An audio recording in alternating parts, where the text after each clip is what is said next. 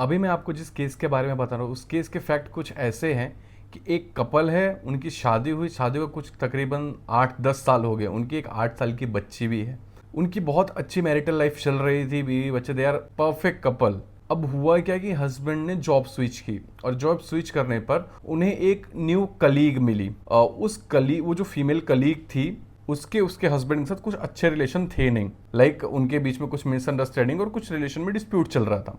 फिर हुआ क्या कि इस हस्बैंड की उस न्यू फीमेल कलीग के साथ बातचीत होने लगी। अब बातचीत स्टार्टिंग में तो सिर्फ दोस्त थे, लेकिन फिर क्या हुआ कि बात करते करते उनके बीच में इमोशंस और फीलिंग्स डेवलप हो गई। और अब सिचुएशन ऐसी है कि जो हस्बैंड है अपनी करंट वाइफ को डाइवोर्स देने तक की बात कर रहा है। लाइक उसके साथ अब्यूजिव हो गया है, मारपीट करने लगा है। वाइफ कल जब मेरे पास काउंसलिंग के लिए आई तो उसने कहा कि आज से पहले ऐसा कभी नहीं हुआ, ये लास्ट दिसंबर से उसका बिहेवियर सडन चेंज हुआ है। और हस्बैंड ने जुलाई में जॉब चेंज की थी, मतलब विद इन 6 मंथ उनकी मैरिटल लाइफ एक स्पॉइल हो गई।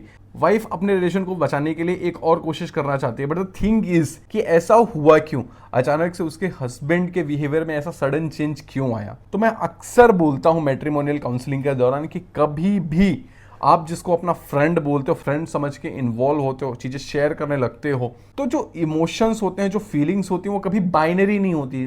फीलिंग्स हमेशा कॉम्प्लेक्स होती हैं और आप जितना किसी और के साथ इन्वॉल्व रहते हो उतनी ही फीलिंग्स और कॉम्प्लेक्स होती जाती है और धीरे धीरे वो दोस्ती कब प्यार में बदल जाए आपको पता भी नहीं चलेगा। इस रिलेशनशिप के खराब होने के पीछे का रीजन सिर्फ इतना है कि उसका उस फीमेल कलीग के साथ जरूरत से ज्यादा इन्वॉल्वमेंट, उसकी फीलिंग्स को सुनते सुनते इसके अंदर भी उसके लिए फीलिंग्स आ गई। तो कभी भी अगर आप किसी वर्क प्लेस पे हो या फिर कहीं पे भी हो तो एक चीज बहुत क्लियर रखो कि आपको किस लिमिट तक किससे बात करनी है।